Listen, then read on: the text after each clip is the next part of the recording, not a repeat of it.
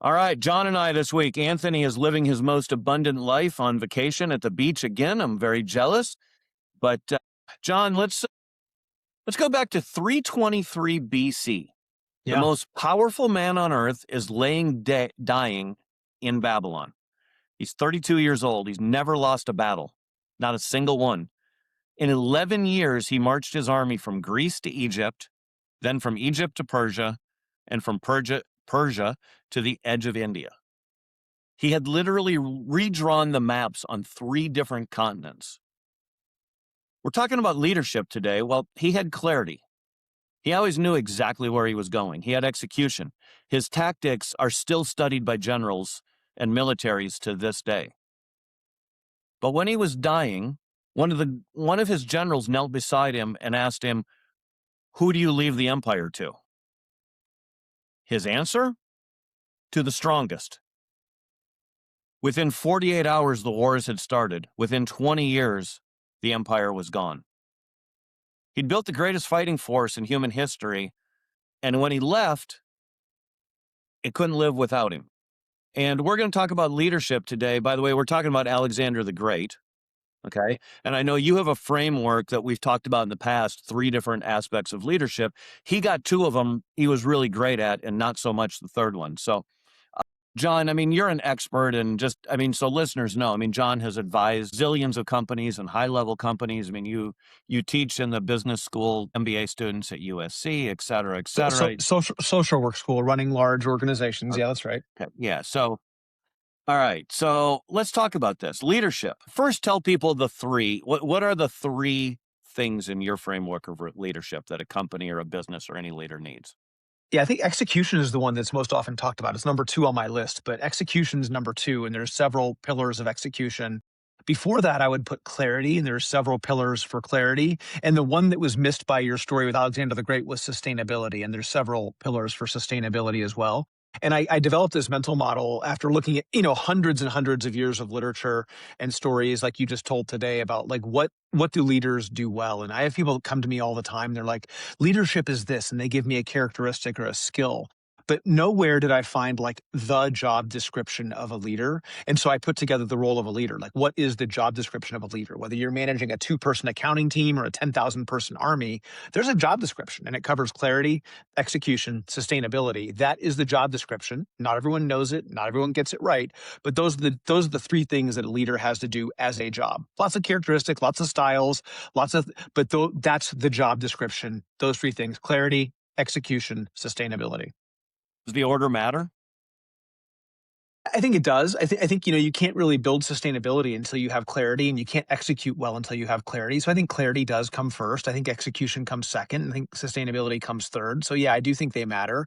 And I think that different types of leaders apply those things differently. I think that, an executive has one set of responsibilities in those 3 areas, where a frontline manager has a different set of responsibilities in those areas, but they all have that same general job description they should be asking themselves about.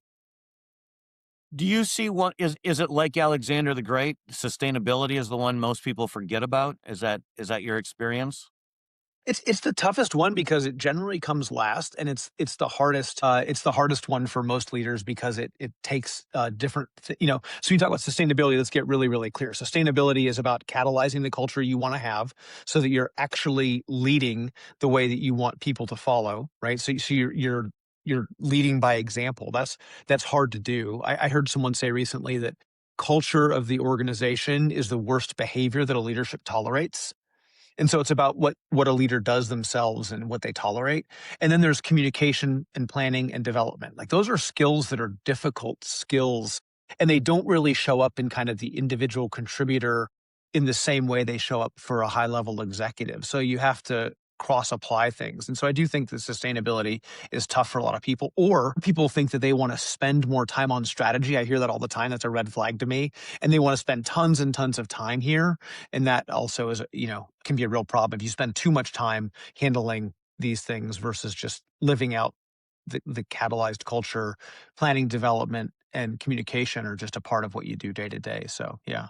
It seems to me, just psychologically, if you think about the average business owner, entrepreneur, even just a leader anywhere, they tend to think they're pretty invincible. That tends to be one of the characteristics, and they just doesn't occur to them that they could pass on. It's not that different than people that don't have a will because they think, "Oh, I got plenty of time to get to that."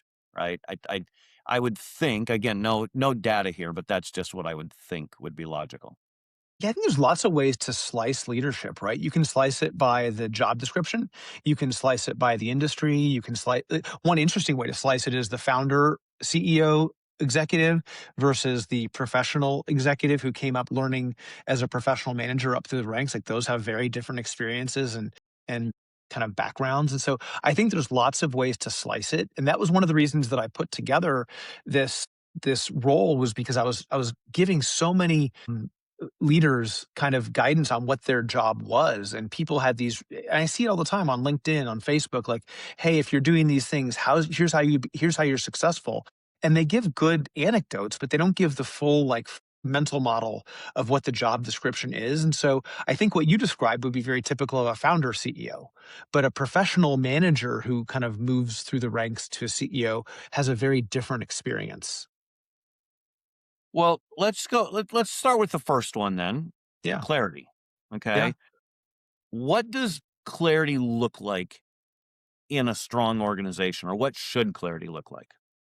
I think the first thing that a great organization has are kind of the core principles, right? The core values, the things that they're unwilling to move on.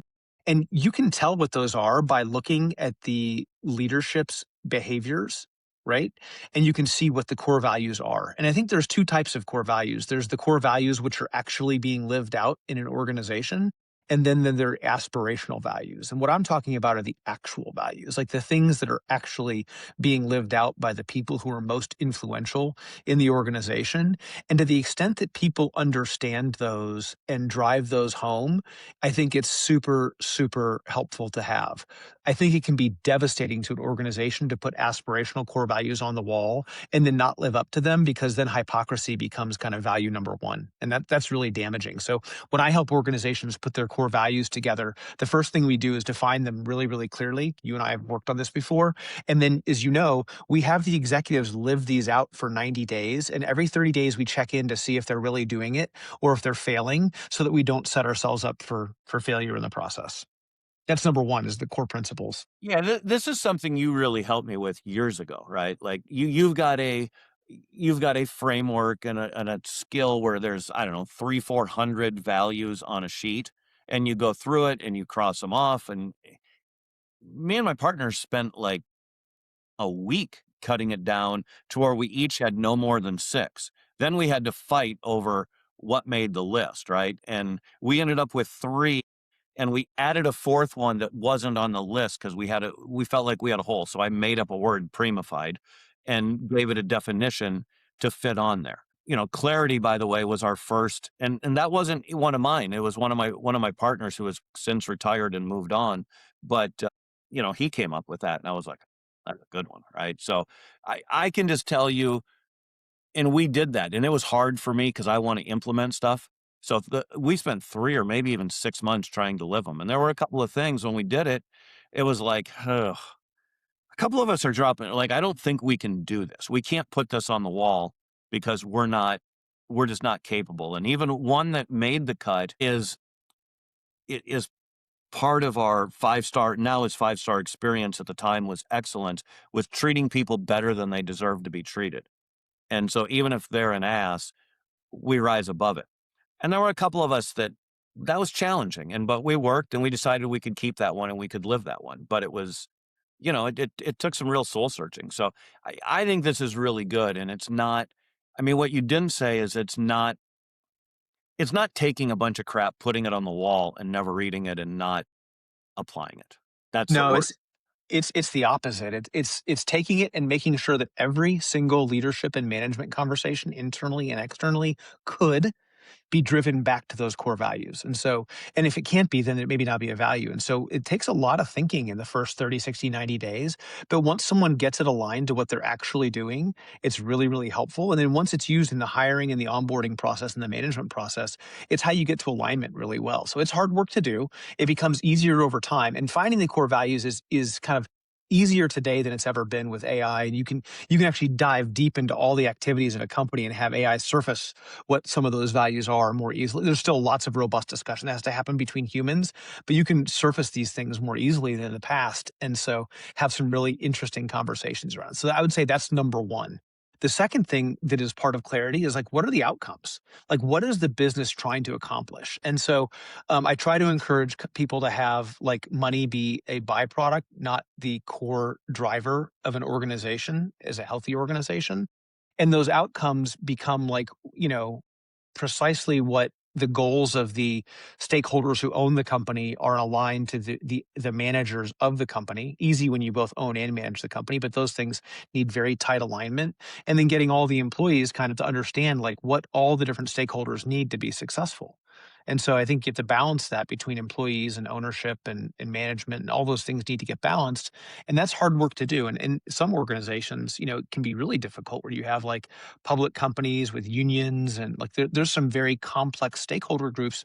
And so it takes some work to really make sure you have aligned outcomes that everyone's trying to get to. And that leads to the third part of clarity, which is direction. Yeah, the direction is how you get to the outcomes, right? So it's not just here's the outcome, it's like here's the way we have to get there for reasons, right? So it's not the ends justify the means. It's here's the core values, here's what we're trying to get accomplished, and here's the way we do it. Here's the company way of doing this thing. And that's really important when you bring, executives together. I have one company I work with today where there's executives from lots of different companies that are coming together in an executive team, and they've all done something differently in the past. And it makes it an unnecessary tug of war versus having the same vocabulary, the same methodology of executing later on, right? And so giving the core values, the direction, and the outcomes all together with a very specific form of how we measure success, those things create clarity in a bundle. Let's take this. I'm going to ask you where clarity has gone right, but give me a story or two or five, whatever. Throw as many people under the bus as you can. And as far as where clarity didn't work in a company, you've worked with several companies and, advised and CEO and everything else. Give me some examples of where it didn't work. Yeah, I think Real life. clarity is when the most likely scenario, and I see this all the time, is when one functional area is trying to solve a problem for their functional area, and they then make it harder for somebody else, right? Give me And a so, specific. Give me a specific yeah, example. I'll give you in one of my companies, my CPA came in and I love my CPA. He's amazing. I'll give a referral to him all day long. But he came in and he wanted to make some changes to the accounting process to make taxes easier on April 15th. And I was like, hey, this process is designed to manage the business and the finances of the business every single day of the year, not April 15th. So we're going to design this process to work for the business every single day. And we're going to make the adjustments we have to make on April 15th. We're not going to solve this for taxes. And there was a light bulb that went off like, oh, well, of course that makes sense. We should do that. Right? And so that's the type of thing that happens all the time where in another business, I watched somebody in a call center make a change to try to fix a problem for the call center, and they literally cut the revenue of the company by 30% by trying to How? solve a problem for the call center. Like, And what and did you're they do? talking about, hundreds of thousands of dollars within a month. What did they do? Like, what was the like, what did they miss? What was the change? They How did they they not have they started clarity? trying to pre-qualify people without talking to anybody in the sales organization about what that pre-qualification would do poorly, or anybody in marketing about how they had taken people to call in, and it was a disaster. Yeah. Yeah, this is always a challenge, right? Somebody that has one, the accounting and bookkeeping and HR are solving for one set of problems. Salespeople are solving for another set of problems. Operations people are solving for another set of problems, and they very seldom do they. Even when you think you've created clarity, it's hard because in their mind they have different. The accountant has very different goals than the salesperson. So Well, and that's the problem, right? They shouldn't, because the goal should be the company goal, not the accounting department's goals or the salesperson's goal. They should be the company's goals, and that's right, the leader's job, right? And so right. the leader of the functional area needs to know how they fit into the rest of the functional areas. Like if I'm the head of accounting, I need to know how I fit into operations and sales and revenue and technology and HR and like those, and they have to work together cross functionally. And so everyone should be seeing things like one level above them. Let's talk about execution. So number two, I think most people think they have this one, right? Like, I mean, is that your experience or is that just me? Let me tell you what execution is, then you tell me, let's see how you feel about it. So I think execution goes into really four different areas. I think for execution, you've got evaluation, alignment, delegation, and contribution. And so let me talk about each of those for a minute. Like evaluation is a great one. Everyone who is in a leadership role needs to evaluate people. I think that one's pretty obvious. But they also need to evaluate their programs, their processes, the policies, the market, which is like the playing field, the products they have, the path that they're on. Like there's all these different things that leaders need to be evaluating, and different leaders at different levels of the organization evaluate these things differently, right? So a CEO is evaluating the macro kind of economic, marketplace that they're in. And a first line leader is looking at the process that their team is using to see if it's working for them so they can elevate that to somebody if something needs to be done more effectively or make sure their team's executing as planned. But a lot of times that evaluation is people think that management is like a power thing, and it really isn't. In my view, it's about evaluating and then aligning resources, right? Aligning outcomes, aligning all the things that have to be aligned. So evaluation is step one, but alignment is getting those things into agreement and making sure everybody is doing what they're supposed to be doing. Delegation is making sure that everyone's swimming in their own swim lane, right? Like doing the things that they're being asked to do and handing things off the way they're asked to be having things hand off. And then getting really clear about what done means. Like it is stunning to me still to this day that organizations have a problem with understanding what done means, where someone does an activity and they send it to the next step and they're like, well, I did my part. It's like, well, that wasn't your part. Your part is to make sure that things get done all the way. And that means that when you sent it over the fence, that person actually picked it up and was able to run with it, not just you sent it over the fence.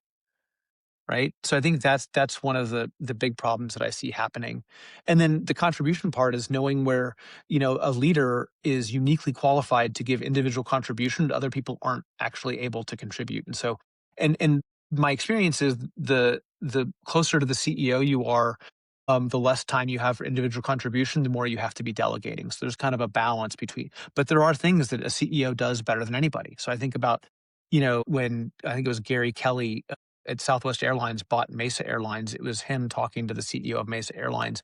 That was a unique contribution he had. I think about some of the great work I see Mark Benioff doing in terms of getting in front of clients and talk. Like every time you hear Mark talk publicly, he's talking about, I talk to these clients, I think Mark Hurd at HP was famous for taking 150 clients out to Tucson for a weekend to listen to them his first kind of month on the job or something like that. So I think CEOs have individual contribution as well. Every leader does. And so knowing where they lean into that contribution, like Tim Cook at Apple was really well known for supply chain and recurring services revenue and building these really nice businesses inside of Apple that were totally different than what Steve Jobs did and what Steve offered to Apple as a company. And so each CEO is going to lean into their strengths in terms of individual contribution. All right.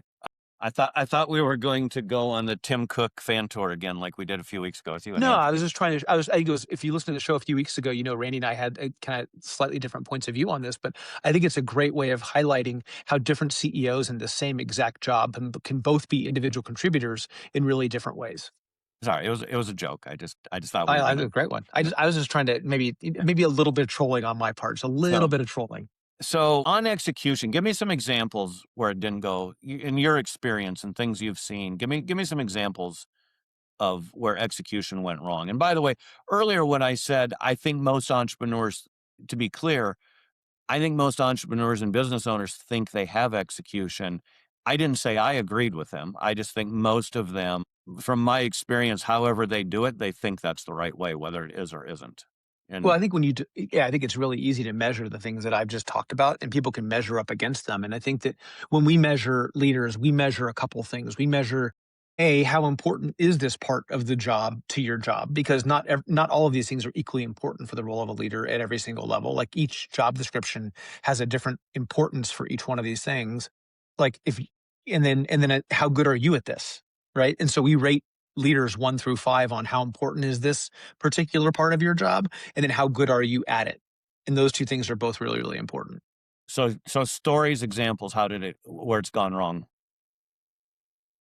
I think the big one is not evaluating where the real problem is. Like, hey, this person sucks at their job. Yeah, Yeah, I'm gonna give you specific really specific. example. Yeah, Yeah, really specifically, it's like sending somebody in to a brand new sales role. I saw a LinkedIn post this weekend. The guy was being recruited for a chief revenue officer job, and he asked the CEO what the budget was, and they expected 100% growth for the job description, and they were budgeting 30% of what was necessary to go get the job done in terms of all the resources they needed. And so the guy on LinkedIn passed on the job. Somebody took the role, and within 18 months, that person got fired for not having executed. And so was that the salesperson who got hired, and was that their fault, or was it their boss's fault for not scoping the role and evaluating it correctly and delegating correctly and making sure there was alignment with all the resources? And I think that's a clear example, if the story was true, that there was a misalignment of resources, that there was bad evaluation for what was necessary. And the guy that posted the article on LinkedIn got it right. Like, he was like, I'm going to pass because there's no way this is successful. Okay. Give me another one. I think another one is where people delegate to somebody early on and don't give them all of the resources in terms of learning to do the job well. And they let people flounder or fail, particularly for entry level jobs. This can be really, really hard. So you bring an intern in and you ask them to do something and you let them grind it out versus just, giving them, hey, here's precisely what you need to do, and here's how you do it. So let me give you how this works well. I think Well, when you go hold on. ahead. I've been guilty of that, right? I bring people in, and I'm a big who, not how guy. So sometimes I bring them in and I like to see what they do, because sometimes they do it better than I do it, right? Or what I find a lot of times is they do it different than I would do it, but it's equally effective, and I'm fine. But I've also been guilty of, they come in, they do it like crap, and then it takes me too long to recognize that they did it like crap. So anyway, where it went well, back to I that. think but that's a part of evaluating somebody, right? Evaluating if someone's done that role before and can bring the skill set in, or if they're taking on a new role and they need to be taught how to do something. And those are two different types of employees that both have. I work with medical practices that I consult with, and when you bring somebody in who's in nursing, who's not worked in a particular specialty, it's a little unfair to kind of bring them in and not tell them like what drugs are being used in that specialty and what the workflows look like, right? But if someone's been in that specialty before, then they're going to come in and they're going to need a different type of training, which is like, here's how we do things here, right? And so I think that's all a part of like great execution, is getting the alignment right, along with getting the evaluation of all of the different people, processes, all those things, and then making sure that they have the authority to delegate if and when it's appropriate, and then they know how they have to contribute themselves. Let's move to sustainability. This is where Alexander the Great fell, right? Built this unbelievable, in this case, war machine. Like, in my mind, the war machine falling apart is probably a good thing, by the way, but nonetheless, it wasn't sustainable, and I'm sure he wanted it to be. So people have to get the clarity before they can really execute, and they got to execute before they can really get sustainability. But why do most leaders not get to this one? I feel like most don't, at least I in think startups, not in bigger, well, sometimes in bigger companies too. I think the challenge that I see most often is that sustainability is always important, but it's hardly ever urgent, right? And so it never makes it into that firefighting mode, because you're talking about culture, right? Which is really being thoughtful about how your standards are from a core values perspective, living them out, holding people accountable to that, which isn't always easy. You're going to have Christian Jalloway back on, I think, coming up soon here, and he and I work closely together.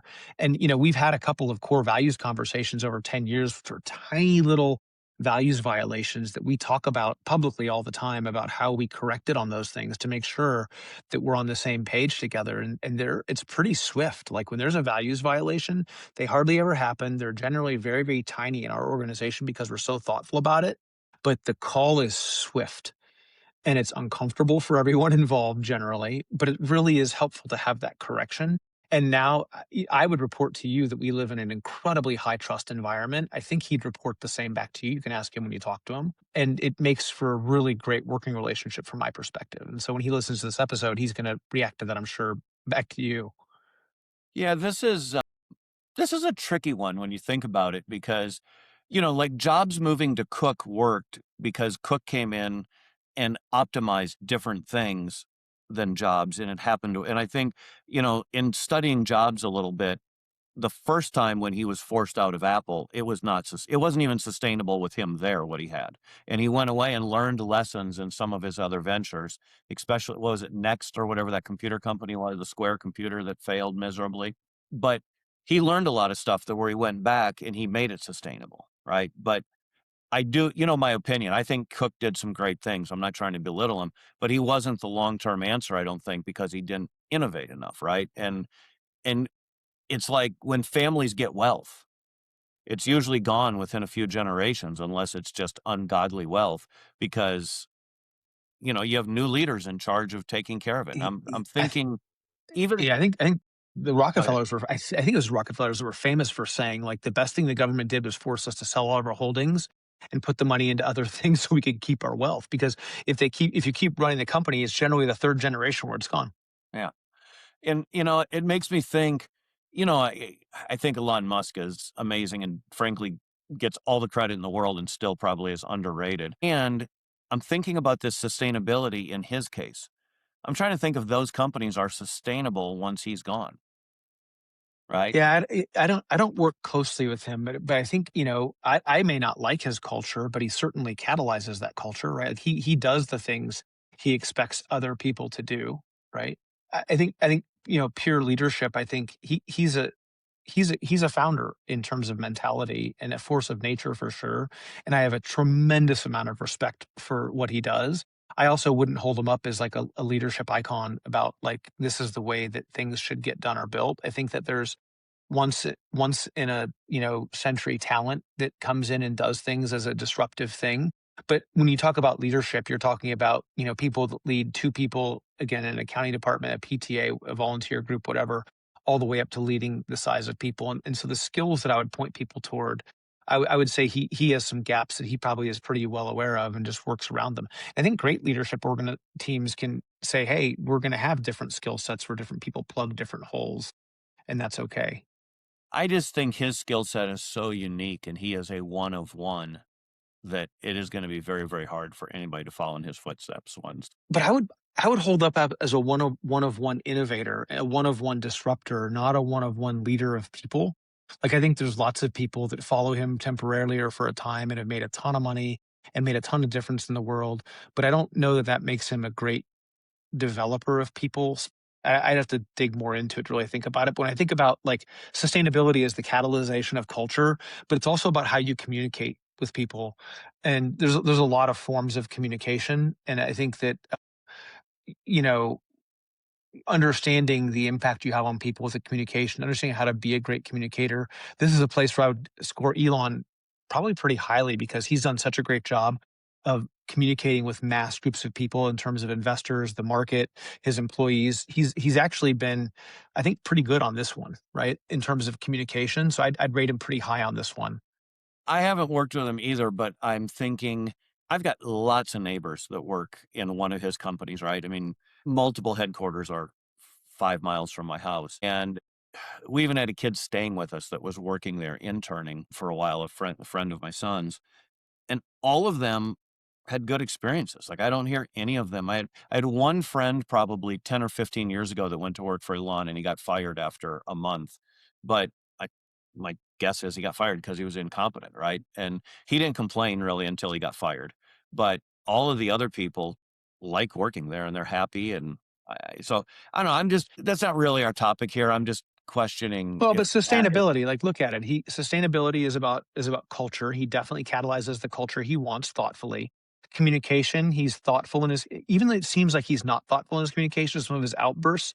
I have to wonder how much of that is actually planned or at least aligned, because it does actually move things in the direction he wants to go in almost every case. The third one is planning, and I think he does a really nice job of planning. Like, and one of the great examples of that is putting engineering out on the manufacturing line so that people are actually working really well. So I think from a planning perspective, he seems to do pretty well. And then the last one is development. Like, are you developing leaders? Here's the one where I don't have an answer for how he's doing, but I do think that part of sustainability is developing people. And this is where Alexander the Great certainly fell down, was he didn't communicate who the next person was. He didn't develop the next person in line. And when you look at that kind of held up next to like Warren Buffett, who just had a transition at Berkshire Hathaway, Charlie Munger passed away, Buffett was going to step away from day-to-day operations, really great transition plan. Apple, really great transition plan. Like I just think that when you look at great sustainability, these are some of the things that happen is really great transition planning. I think one of the greatest transition stories in human history is George Washington stepping away from the presidency when they wanted him to stay. And so I think that's a part of developing in transition, and that is really helpful. Well, I would argue that what is in the Constitution and the founding documents and what this country was founded upon 250 years ago, that 250 years is I mean, it's still here, but we have drifted a long, long ways from those core values, which is actually going to be a topic in an upcoming episode. But John, I want to get into today's world. Okay. What's the same? What's different in a world of AI, robotics, 3D printing, flying cars are coming. We're going to be mining the moon. But mostly, I think what I'm thinking about is AI and robotics. There's going to be a lot of change. What stays the same in leadership? I think most of it stays the same, but what does you? Yeah, I would say all of this stays the same. And we're going to have to learn in the business world how to apply these things to this new world order. So for example, my companies have a set of core values for the humans, but we've rewritten all of the core values so that AI knows what behaviors are acceptable or not acceptable for the AI. So just like we have an employee handbook, we have an AI handbook that goes into every AI, LLM that we use, that says here are the boundary conditions for the company. That means that we give an AI the outcomes and the direction and the measurement of success when we work with it. And it's much more granular, right? We work with the AI in much more specific tasking, and then we evaluate and align the AI. We delegate to AI. I just had a conversation with one of my LLM instances this morning where we're developing our accountability chart, and I want to have more granularity about the AI agents on the org chart so that they're on the organizational chart as kind of processes that are being driven by humans, and there's a lot more clarity that way for who's driving what processes, and then which processes are being driven by more than one person, and what skills and projects need to be kind of more available to everybody in the organization. In terms of execution, I think that people who are AI fluent, it's going to be kind of like computer skills that had to be developed over the last 30, 40 years for people, for sure. And so you go to, delegation and contribution, like all those things I think play a role, alignment. And in sustainability, it's the same thing. Like what you model to an AI is going to be very natural to that AI. It's going to pull out voice and tone. It's going to be far more objective about those things than humans ever were. How you communicate with it. I mean, you said to me one time that we hope that AI prompting is going to make humans better communicators, because when bad information comes out, it's only a result of a bad prompt, generally speaking. And then I think with planning and development, I think people learning how to plan a conversation with an AI to be more effective, and then developing the AI to become more effective at outcomes. Like every single one of these things is still relevant. It just has to be applied slightly different to this new toolkit. So the tool is giving the outcome. I think we're going to see a much more kind of small process driven environment in the workplace, and I'm really hopeful about it. I don't think that it's going to replace people in the way people are concerned about, because I think we're going to get, just if there's 10 times more availability to do work, we're going to find 10 times more work to be done, if history is any guide for that. Yeah, it's so I'm thinking about this in the stuff I'm doing, and I think clarity was one of my strengths in running a business generally, but I'm even better at it with AI. Like I spend a lot of time at the beginning saying, here's what you're going to do. Now ask me more questions. Like one of the things I don't do with humans very much is if I think I've given them clarity, I probably don't do a good enough job of saying, what questions do you have? Or what do and with AI, I'm always like, okay, what other questions do you have that would make this better or make it clearer or whatever, right? Or context. And it asks questions. And I'm thinking, I've got Claude Code. It's been running nonstop for 4 days. creating something, I spent 30 or 45 minutes at the beginning giving it very good parameters, it asking me questions, me asking it questions. It then did 30 minutes of research, asked me more questions, I asked it more questions, and a couple times along the way, I've given it feedback. But most of what I did was give it clarity. Now, I think what's changed is it's just executing. I mean, it's been running for almost 4 full days now on its own. I think it's pretty close to done with what I have it working on. And, simultaneously, I have my Hermes agent working on other stuff, right? So a lot of the execution, but, like this morning, it sent out a newsletter for one of my companies and that it automatically goes into our CRM, creates the newsletter, emails it out to people. But I still had to manage it. I looked at it and there were 2 or 3 little things that I wanted tweaked and I wanted it to do better. And so uh, I think I'm doing a better job of the clarity and the management, but the execution, man, it's so much easier, right? It really Yeah. is. And then sustainability, I would hope if you build it right and do it with the right clarity, that it will be more sustainable and there's fewer human factors and less variance. I would think it would become more sustainable. I mean, would you agree with that? Yeah, I think that's true, and I think in particularly in kind of white collar jobs, you're going to see more and more and more AI processes. Is my view on what's coming up. Even with blue collar jobs, I think you're going to see better diagnostics. You're going to see better access to information. You're going to see clearer problem solving faster. Like I just think that it's going to be kind of better all the way around. I think there's some challenges that come with that too, though. I think, you look at, cars that were built in the 60s, people could kind of go in their garage and tinker with them. And I think a car that's built in 2025, you need pretty good computer skills to diagnose what's going on inside those engines because they're so much more complicated. And so I think we're going to see some of that too. That's not a good thing or a bad thing. It's just a thing. Yeah. I realized the other day that I was getting a little sloppy in some of my you'll appreciate this because you like concise language. And when I was communicating with my Hermes agent, I would forget what I had labeled these different levels. So in fact, you can see it here behind me. I've got a whole cheat sheet back here because, I've got the global core, the workspace, the workflow, the orchestrator, and the atomic skills. And I didn't always call like the atomic skills. And I would call them narrow skills and atomic skills and something else. And so I realized part of my problem was I wasn't communicating right.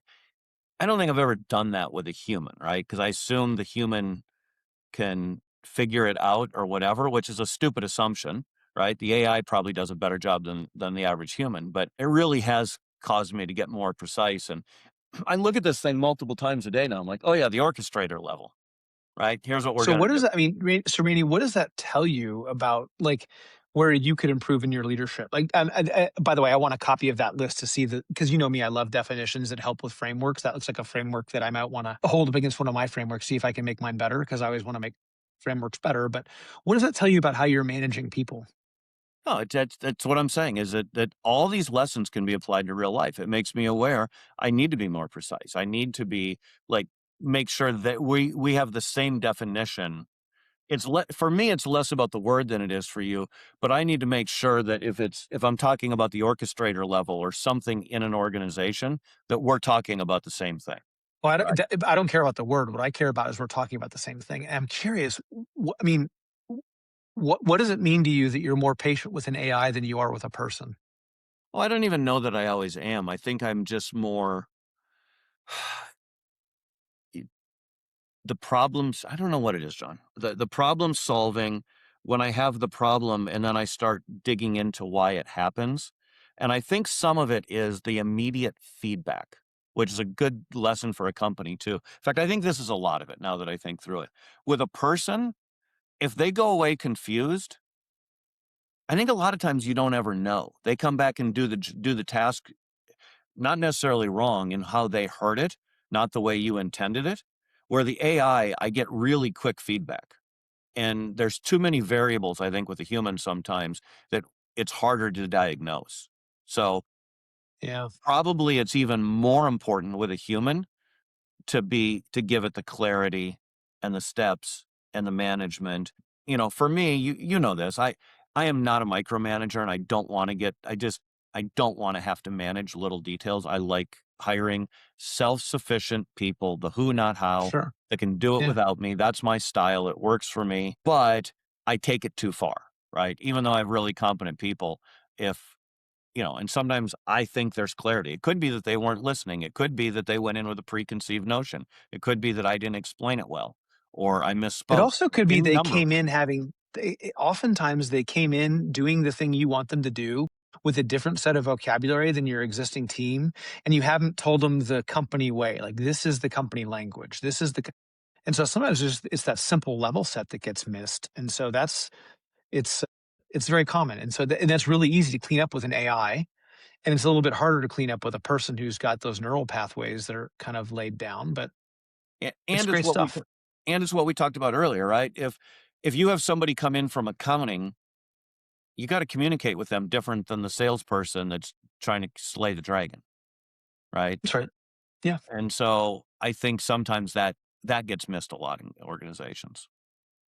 Well, you know Or me, I love mental models. This is the mental model for leadership that I think has been like when people say, "What's the job description?" It's like every leader has this job description. If they can just figure out how to apply it with their particular role, they're going to have a lot more success making sure that they operate across all 12 of those different pillars. uh, do you have something we could put in the show notes for people Yeah. to reference? Yeah, I've got a 4-page description of these things. It's really simple, but I'm happy to do Great. that.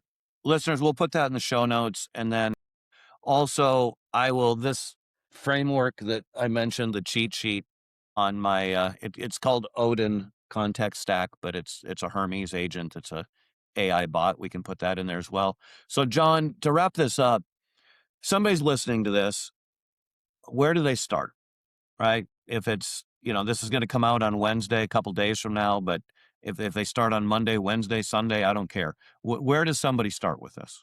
Yeah, if you're leading people, just ask yourself, like, how important is each one of these 12 pillars on a scale of 1 to 5? 1 being it's not important to my job at all, 5 being it's mission critical, 3 being I have to be, satisfactorily good at it. And then ask yourself, how good am I at this? 1 is I have no skill in this, 5 is I'm a world-class expert, which means you're gonna have a lot more 3s than 5s, right? And then based on those things, like what are the gaps? Where do I want to improve my skill set as a leader? And then, for me, I have mentors and coaches that help me with these things. I'm very kind of forward with people about asking for help. And so reach out and get some help. Yeah, and I think the other thing is if somebody's just good at, say, execution, it doesn't mean they can't run a nice business or have a good career or whatever it is. Like that's what some people can do and you can build, but I think you would agree if they add clarity, if they add sustainability, they'll have an even better career, they'll go further, they'll have more free time, whatever it is they're shooting for. Would you Yep. agree with that? I think that's right. Yeah. Okay. All right, listeners, you made it this far. Obviously, you love us. So download, subscribe, tell your friends, and we'll be right back after the break with the abundance briefing.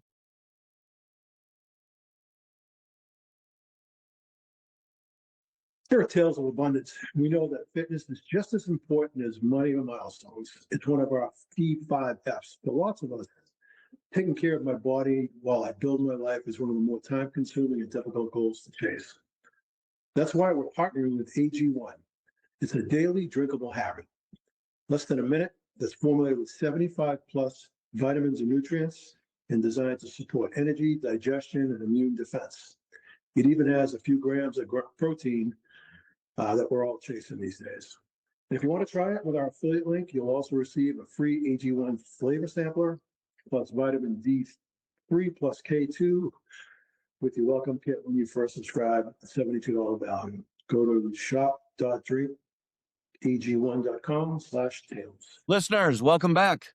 John, this first topic, this is a Randy topic if we ever have one, or maybe a Bitcoin topic. So there's a woman, an 80-year-old Japanese American woman with advanced Alzheimer's. She'd been nonverbal for 5 years. She hadn't spoke. They gave her 5-gram dose of magic mushroom, psilocybin. Okay, 5 grams. For those of you that have never done it, that's where you go talk to God, right? Like if you have, like 5 grams is considered, I think they call it a God dose, in fact, and you are going to have you're going to go deep, deep, deep. It's pretty heavy. 19 hours later, She spontaneously produced 4 hours of autobiographical conversation. She talked. She hadn't talked in 5 years. After doing 5 grams of mushrooms, she had a 4-hour conversation. Within 2 days, she was walking unaided, dressing herself. She could hold her bladder overnight. She'd also been wearing diapers for 5 years. Improvements persisted for weeks. They gave her a second 3-gram dose a month later, reinforced the gains. This was published in the Frontiers of Neuroscience. I'm sharing this here for those of you on video, or I am sharing it now. I mean, wow. And there's active clinical trials underway in Toronto and also at Johns Hopkins on some of this. So I don't know. What's Dr. John have to say about this? I think it's cool as hell. Yeah, I haven't read the whole study or series of studies. I was a consultant into a psychiatric medical practice years ago that was doing some of this type of science, and the thing that we know a lot about is like ketamine assisted psychotherapy and how effective that can be. And then there's a lot of other new things that are being tried. I think this magic mushroom part of it was psilocybin. I think there's people that hope LSD will have the same kind of impacts.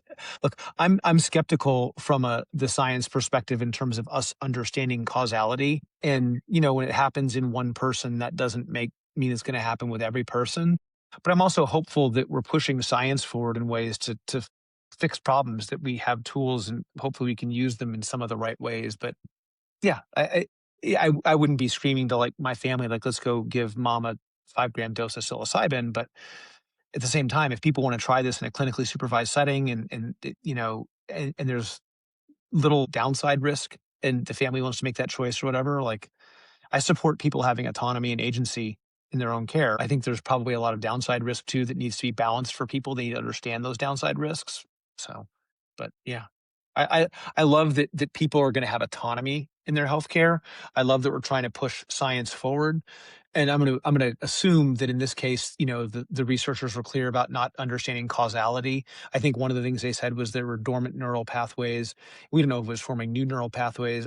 We don't understand the brain as much as we'd like to. Over the weekend, separately, I was thinking it'll be so great when we have like nanobots that are so small that we can actually get past the blood-brain barrier without harming a patient to understand what's happening inside the brain and start measuring it. I think we're probably still a long way off from that and having the Star Trek tricorder, but I'm really hopeful about the future. I think technologies continues to push us forward. So I'm so glad I'm not the only person that has weird thoughts like that. So thank you. I feel part of it. Yeah, I mean, that's the big thing, right? Is that, the key claim is that the neural pathways, they're not dead.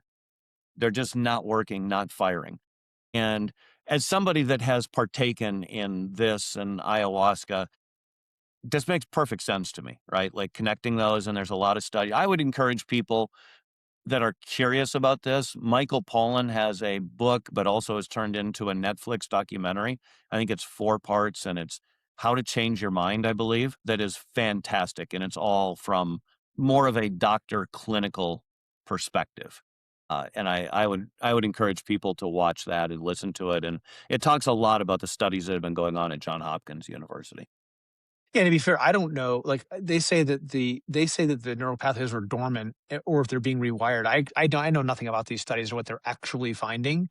But I just I want people who are not scientists and they see these science things to understand the difference between correlation, which means when A happens, B happens, but we don't know that A causes B, or causation, which means A causes B, and it's much harder to prove causation.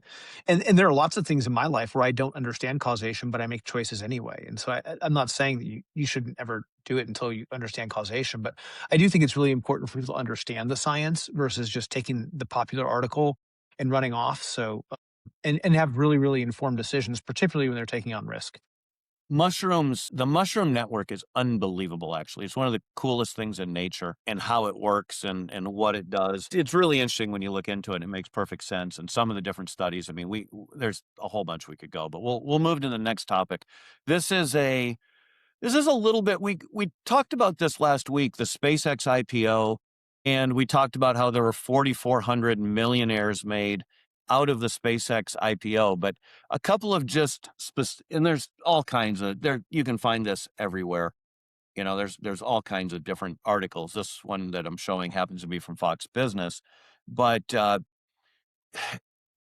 Juan Hernandez joined SpaceX in 2015 as a contract welder from Mexico, earning $28 an hour. He got $10,000 in company stock. He didn't even really fully understand, he says. He did, and he had no idea it was going to be this big. He stayed 10 years, bought additional shares from his paycheck, and in 2020 he sold part of his stake to start a real estate business in Texas. Still holds 6,500 shares that are worth $1 million even after he sold some, right? Um, you know, so I mean, pretty cool. Another woman, Mary Ellen Musselman, 27. She worked at Drone Ship recovering booster rockets. She put 10% of her paycheck into the company during a 2-year tenure. Now, again, over the $1 million threshold. And these stories go on and on and on.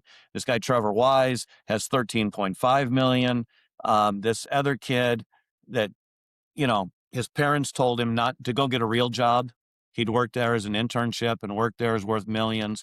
I mean, it goes on and on. So we talked about this, but I think it's really cool hearing the regular stories. I mean, there's cafeteria workers that are millionaires now. And I think this is awesome that it's really creating abundance and wealth in that organization.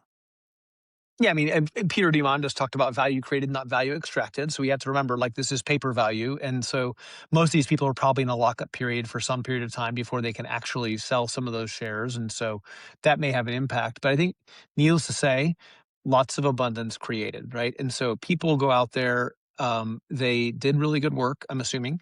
They had equity as a part of their compensation package. And, the company made good on that. I love to hear those stories. So, All right. And our last topic, the Simon Abundance Index, which I don't know about you, John, but I'd never heard of before now, but I'm a pretty big fan of this study. So it is a 2026 report, so brand new. And basically what it does is it tracks the average person's access to 50 core resources. And it found that it is 536% more abundant today than in 1980. So in other words, in the last 45 years, people have almost 5.5 times as much access and abundance in these different commodities. And it ranked it amongst 42 different countries. So I don't know. Had you heard of that? I'm assuming you also hadn't heard of the Simon, what do they call it? A you Simon know, Abundance Index. I hadn't heard of it before this episode, but what's cool is we had this conversation a few weeks ago on the air. Remember, we talked about should countries be measuring gross domestic product as the first thing, and I wonder if this isn't a better measure than that, or at least something to be considered, right? Where you think about, like, how are people doing today, and I just, I'm just interested in, like, over the history of the last, let's call it 3,000 years, access to indoor plumbing and to, like, just basic sanitation. Like, just start there, right? Basic medication. So I think it's a cool read for people to check out this index and see, how do you get access to these 50 things? Pretty cool.